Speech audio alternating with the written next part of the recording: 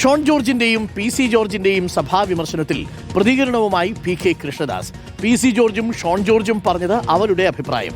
BJP സംസ്ഥാന നേതൃത്വം അതുമായി ബന്ധപ്പെട്ട നിലപാട് പറയും. പാർട്ടി വിശദമായി ചർച്ച നടത്തി തീരുമാനമെടുക്കും. ജയവും തോൽവിയും മെയ് 4-ാം തീയതി പറയാമെന്നും PK കൃഷ്ണദാസ് റിപ്പോർട്ടറിനോട് പറഞ്ഞു. കേൾക്കാം. നിലവിലിപ്പോൾ തെരഞ്ഞെടുപ്പ് കഴിഞ്ഞു, പക്ഷേ പ്രധാനപ്പെട്ട ഒരു ചർച്ചാ വിഷയം ഷോൺ ജോർജും PC ജോർജും നിലവിൽ സഭയ്ക്കെതിരെ പറഞ്ഞിരിക്കുന്ന വിമർശനമാണ്. അത് BJPയുടെ നിലപാടാണ്. അല്ല, ഞാനിപ്പം ഷോൺ ജോർജിൻ്റെ അഭിപ്രായം പറഞ്ഞിട്ടുണ്ട്, PC ജോർജിൻ്റെ അഭിപ്രായം പറഞ്ഞിട്ടുണ്ട്.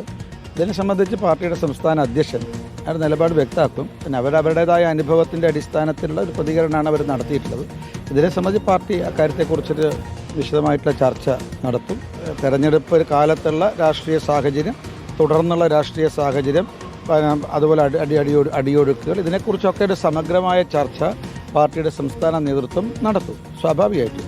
അപ്പോൾ അതിലിടയ്ക്ക് സ്വാഭാവികമായിട്ടും ഓരോ ആൾക്കും അവരുടേതായ അനുഭവത്തിൽ അവരുടെ മണ്ഡലത്തിലെ അനുഭവം, ജില്ലയിലെ അനുഭവത്തിൻ്റെ അടിസ്ഥാനത്തിൽ സ്വാഭാവികമായിട്ടും ചില പ്രതികരണങ്ങൾ ഉണ്ടാവും. എന്താണ് പാർട്ടിക്ക് പറയാനുള്ളത് എന്നതിനെ സംബന്ധിച്ച് ഞങ്ങൾ സമഗ്രമായിട്ട് ചർച്ച നടത്തും. പൂഞ്ഞാറിലും പാലയിലും തോൽക്കുമെന്ന് ഉറപ്പായപ്പോഴാണ് ഇത്തരം പ്രതികരണം വരുന്നത്. അവരോടെന്താ പറയുന്നത്? ഇപ്പോൾ ജയവും തോൽവിയും ഒക്കെ പിന്നെ ഈ മെയ് 4-ാം തീയതി വോട്ട് എണ്ണിയതിന് ശേഷം പറയാം. ഇവർ മാർക്സിസ്റ്റ് പാർട്ടിയും കോൺഗ്രസ് ജ്യോതിഷക്കാരൊന്നുമല്ലല്ലോ. പക്ഷേ ഞങ്ങളെ പ്രതീക്ഷ, വിശ്വാസം പൂജാറും പിന്നെ അതുപോലെ പാലയും ഉൾപ്പെടെ കേരളത്തിലെ നിരവധി നിയമസഭാ നിയോജക മണ്ഡലങ്ങളിൽ NDA വിജയിക്കും.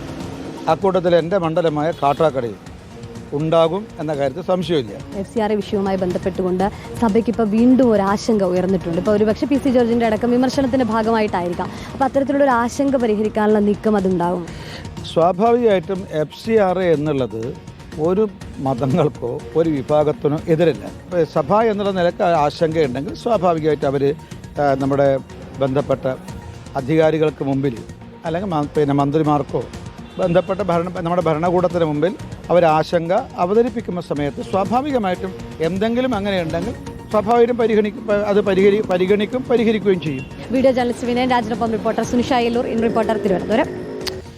ഓക്കെ, സുനീഷ, PK സംബന്ധിച്ച കാര്യങ്ങളൊക്കെ മനസ്സിലായില്ലേ? എന്താണ് യഥാർത്ഥത്തിൽ സംഭവിക്കുന്നത്? പാർട്ടി ഷോൺ ജോർജിനെയും PC ജോർജിനെയും അതേപടി ഉൾക്കൊള്ളുന്നില്ല. അത് പാർട്ടിയുടെ പരിപാടിയല്ല.